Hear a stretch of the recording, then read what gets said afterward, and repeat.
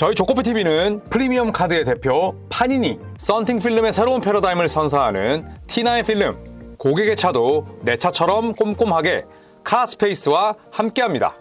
네, 반갑습니다. 조코피TV 조현일입니다. 자, 2024년 파리올림픽 참가를 위한 미국 대표팀의 트레이닝 캠프가 라스베가스에서 열리고 있는데요. 자, 르브론 제임스를 비롯해서 케빈 듀란트 그리고 스테픈 커리 같은 노장부터 반대로 타이리스 할리버튼이나 앤서니 에드워즈 같은 영건들도 함께 자리를 하고 있습니다. 그리고 미국은 전통적으로 미국 성인 대표팀과 그 다음에 셀렉트 팀이라고 해서 미국 대표팀의 미래를 이끌 젊은 선수들, 유망주들, 영건들을 뽑아서 이 두 팀의 대결을 또 성사시키곤 하는데요. 올해도 예외는 아니었습니다. 이 셀렉트 팀과 미국 성인 대표팀이 또 맞대결을 펼쳤고 여기서 또 여러 가지 이야기들이 나왔는데 이 사안을 한번 정리해 보도록 하겠습니다. 자, 역시 르브론 제임스다라는 작은 제목을 달아봤었는데 2024년 파리올림픽 미국 대표팀 트레이닝 캠프에서 최고의 선수로 선정이 됐습니다. 르브론 제임스가 지금 22년 차를 앞두고 있고 1984년생이니까 저랑도 나이 차이가 4살밖에 나질 않아요. 그리고 한국 나이로도 어느덧 40살이 넘었는데 날고 기는 선수들이 질비한 흘러넘치고 차고 넘치는 미국 대표팀 선수들 가운데 최고의 선수로 뽑히게 됐습니다. 그렇다면 기준이 뭐였냐? 디 애슬레틱, 굉장히 미국 내에서 공신력이 높은 매체인데 이 디 애슬레틱이 투표를 실시했어요.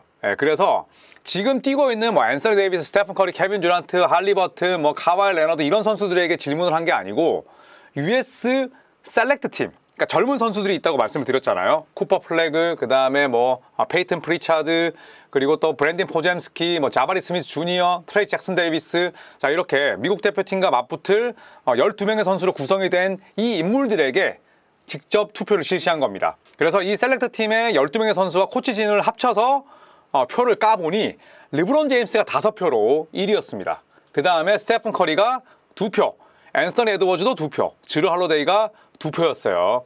자, 그리고 조엘 엠비드, 앤서니 데이비스, 카와이 레너드, 뱀 아데바요가 1표씩을 받았고 듀란트는 부상으로 제외가 됐다고 합니다. 제이슨 테이텀은 1표도 나오질 않았고 그리고 상대적으로 젊은 에드워즈의 2표가 굉장히 눈에 띄는데 어쨌든 이게 사실 모수가 그렇게 많지는 않습니다만 그래도 선수 출신이 뽑았고 또 현직에서 일하고 있는 코치진까지 참여를 했기 때문에 르브론 제임스 입장에서는 상당히 본인이 존중받고 리스펙 받는다 이런 느낌을 받지 않을까 생각을 합니다. 자, 그리고 르브론 제임스는 2024년 파리올림픽의 진심입니다.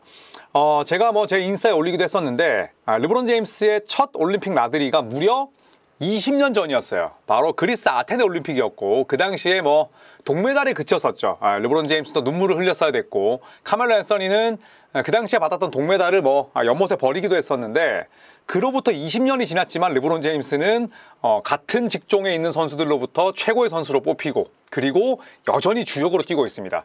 2004년이면 스마트폰이 보급되기도 전이었고 제가 제대하고 나서 이듬해이기도 했었고요. 제가 NBA 해설을 하기도 전이었고 진짜 20년이면 강산 2번 바뀌는데 르브론 제임스는 여전히 많은 관심을 받고 있고 여전한 지배력을 과시 중입니다. 자, 저말 모슬리 셀렉트 팀 코치이자 올랜도 매직의 지난 시즌 플레이오프를 이끈 떠오르는 명장이죠. 그래서 이 양반이 어떤 얘기를 했냐면 르브론 제임스는 이번 트레이닝 캠프 내에서 리더십도 엄청나고 또 침착함도 함께 보여주고 있다. 르브론 제임스가 의사소통을 하고 그 다음에 동료들과 말하는 방식 또 선수들을 지휘하는 능력 모두 훌륭하더라. 이번 2024년 파리올림픽이 르브론 자신에게도 얼마나 중요한지 여러 차례 이야기를 했다라고 또 기자들에게 말을 건넸습니다. 르브론 제임스 역시 목표는 간단합니다.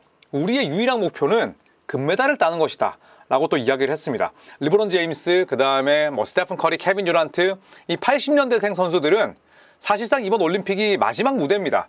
라스트 댄스고 또 스테픈 커리나 카와이 레너드처럼 올림픽 금메달이 없는 그런 선수들도 있기 때문에 동기부여는 대단히 강할 수밖에 없고 그 중심에 르브론 제임스의 리더십이 있다는 거죠. 자, 그렇다면 외부에서 본 2024년 미국 대표팀은 어떨까요? 제가 인터뷰를 찾아봤는데 셀렉트 팀에 뽑혔던 하메 자케즈 주니어는 이런 얘기를 했습니다. 앤서니 에드워즈의 온볼 수비가 엄청났다. 그리고 스테픈 커리는 열심히 뛰어다니면서 3점을 쐈고 뱀 아데바요도 제 역할을 해냈다고 생각한다 라고 인터뷰를 했습니다. 아데바요는 또 마이애미 동료기도 하고 앤서니 에드워즈와는 뭐 거의 동년배이고, 그 다음에 스테픈 커리는 또 하케즈 주니어가 좋아하는 선수다 보니까 또 이 세 명의 이름을 또 콕 집어서 이야기를 했고, 짐 보일런 코치, 코치로서 뭐 굉장히 명망이 있는 인물이죠.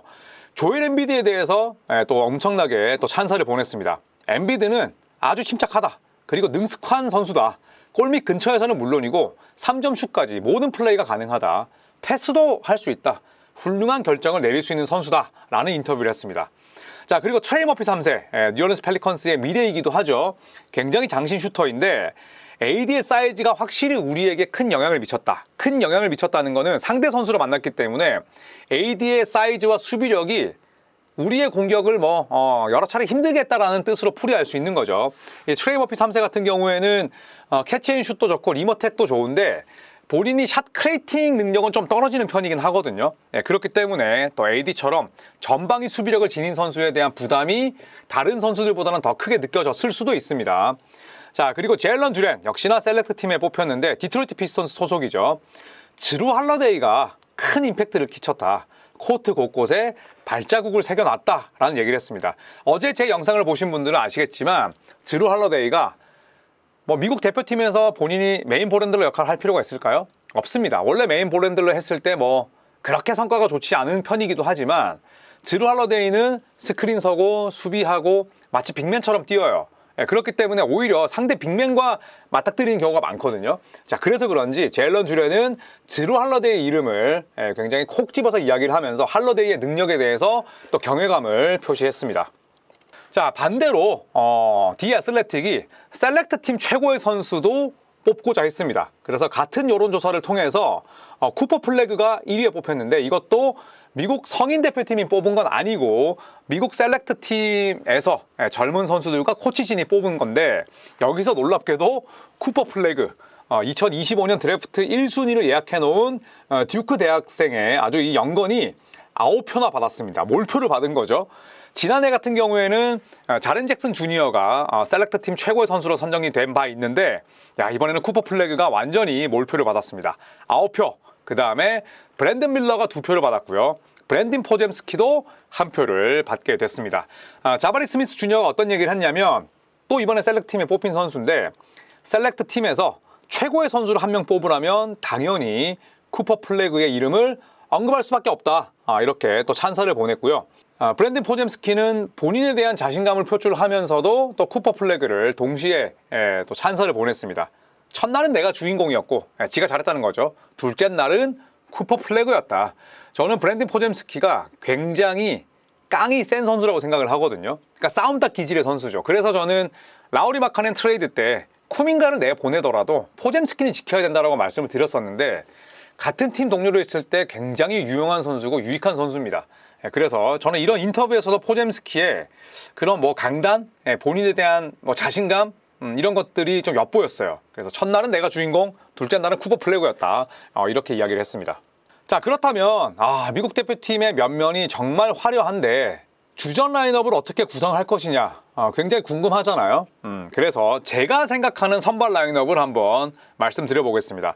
저는 르브론 제임스를 1번으로 써도 된다고 봐요. 그리고 2번으로 스테픈 커리, 3번 제이슨 테이텀, 4번 케빈 듀란트 혹은 두 선수의 포지션이 바뀌어도 되고요. 그런데 요즘은 포지션에 대한 경계가 희미하니 그냥 이거는 포워드로 봐주시면 될 것 같고 앤서니 데이비스를 5번으로 내보내는 라인업이 가장 좋다고 생각을 합니다. 그렇게 되면 당연히 이제 백업 멤버는 엠비드, 에드워즈, 할러데이, 데빈 부커, 할리버튼, 아데바요, 조엘 엠비드를 주전으로 써야 되는 거 아니냐라고 또 생각하실 수도 있겠지만 저는 앤서니 데이비스가 케빈 듀란트, 그 다음에 르브론 제임스와 함께 대표팀에서 호흡을 맞춘 적도 있고 그리고 저는 기동력이라든지 그 다음에 전체적인 선수들과 페어링, 호흡이 엠비드보다는 데이비스가 낫지 않나 이런 생각이 듭니다. 그리고 데빈 부커나 앤서니 에드워즈 중에 한 명을 또 주전으로 써야 된다 이런 의견이 있을 수도 있는데 그렇게 됐을 때는 사실 르브론 제임스와 스테픈 커리는 벤치를 돌릴 수 없잖아요. 저는 듀란트도 마찬가지라고 봐요. 그리고 포지션상으로 봤을 때 물론 테이텀을 대신해서 에드워즈나 혹은 부커를 넣을 수도 있겠지만 저는 전체적인 신장이나 그 다음에 또 테이텀, 듀란트, 르브론 제임스의 다재다능함을 놓고 봤을 때는 저는 저 라인업이 제일 맞지 않을까 생각을 합니다. 자, 여러분께서 생각하시는 미국 대표팀의 주전 라인업은 어떻습니까? 이거 굉장히 궁금하거든요. 댓글로 많이 남겨주시면 재밌게 읽도록 하겠습니다. 감사합니다.